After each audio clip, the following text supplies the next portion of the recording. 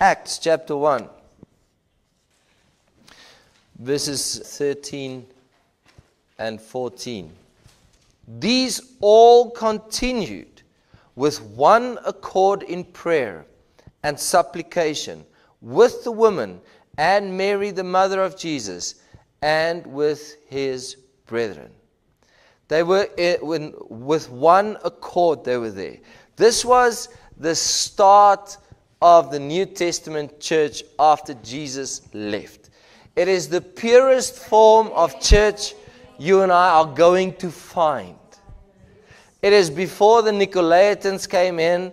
It is before the people got too clever for God.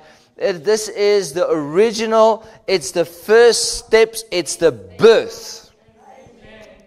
And here they are obeying. And they were all in one accord in prayer and supplication. In prayer and supplication. Now, one accord, that word intrigued me yesterday. It means with one passion and with one mind. So I looked up, what does passion really mean?